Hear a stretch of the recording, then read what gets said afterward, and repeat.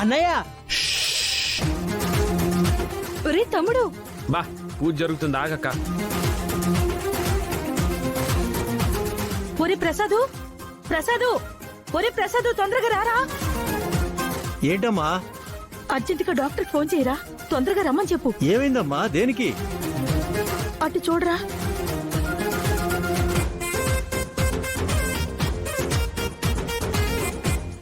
ఏమైందమ్మా వీడికి? అది అర్థం కావట్లేదురా. అందరూ హారతి తీసుకోండి. హారతి తీసుకోమా.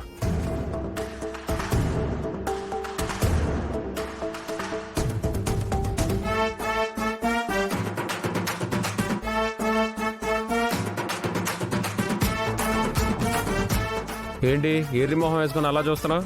హారతి తీసుకో.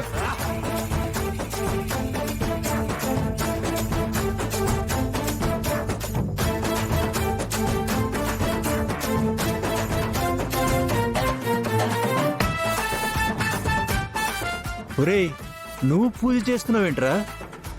రోజు భోజనం చేస్తున్నప్పుడు ఒక్కరోజు పూజ చేస్తే తప్పేంటి నాన్న?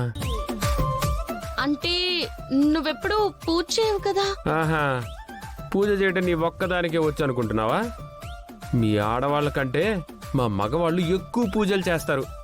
అందుకే ప్రతి గుడిలోనూ పూజారులు మా మగవాళ్లే ఉంటారు. అది కాదురా, ఇంత సడన్ గా నువ్వు ఇప్పుడు పూజ ఎందుకు చేస్తున్నావని. ఇవాళ నుంచి ఎగ్జామ్స్ కదా మమ్మీ, ఫెయిల్ అవ్వాలని. బావగారు, అదే ఎగ్జామ్స్ లో నేను పాస్ అవ్వాలని, ర్యాంక్ రావాలని దేవుడికి పూజ చేస్తున్నాను. శ్రద్ధగా చదువుకుంటే ఏ పూజలు చేయకపోయినా, ఎవరికి దండాలు పెట్టకపోయినా పాస్ అవుతారా? అవునా? ఆ, అంటే చదవకపోతే పాస్ అవ్వరు కదా నాన్న? ఆబ్వియస్లీ. రా చంటి, నువ్వు చదివావా? అక్షిత, మరి నువ్వు? చదివాను బాబు గారు. అయితే నువ్వు కూడా పాస్ అయిపోతావు. మేడం గారు, మరి తమర సంగతి ఏంటి? పాపం అది చదవలేదురా. యా? నా బుక్ ఎవరు పాడు చేశారు.